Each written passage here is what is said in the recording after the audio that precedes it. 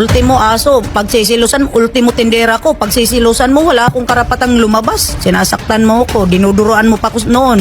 Diba? Yeah. Binigyan ko pa yan ng 1 million para pumima lang annulment. Matapang to, pag dumating sa bahay, bawal kang matulog na nakadamit. Bawal ka kumain na nakangiti.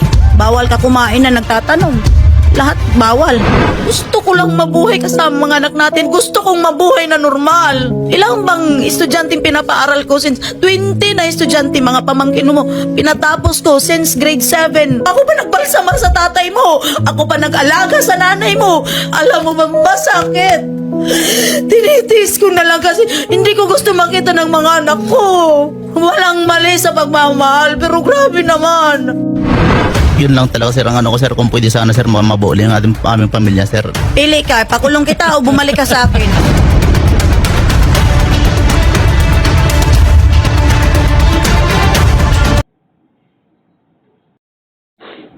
Ganun talaga yun.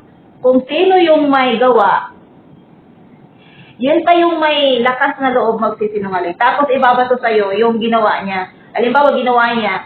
Tapos sasabihin sa'yo na ikaw yung may kasalanan, hindi ako. Ganun talaga yun, paulit-ulit. Alam mo, paulit-ulit talaga yan mangyayari pag wala kang aksyon na ginawa sa'yo nung partner mo na pag siya ay may kabit, tapos tamini ka lang. So, yung ginawa niya, ibabato sa'yo. Kunwari, ikaw yung may kasalanan. O, diba? Para hindi mahalata na siya ang may kasalanan. Ang galing mo! Bigyan ka ng jacket! Ang isang babaero ay hindi talaga yan magtitino. Siguro magtitino yan siya. Halimbawa ngayon, nareklamo siya. So, mga 1 taon, 2 taon.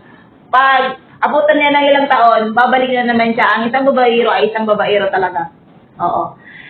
Ay, dadalhin na yan niya hanggang kamatayan niya. Kaya tama lang ginawa mo na... Kaya sobrang talino nitong si ate. Sobrang talino niya kasi nga, di ba? Pag ginawa mo yan, hindi na niya nababalikan kasi ang isip niya, gagawin pa rin niya sa kanya. So, paulit-ulit lang yung sakit na nararamdaman niya. Good job sa'yo. Mabuhay po kayo ate at napakatapang mo at napakatalino mo. Please like and subscribe.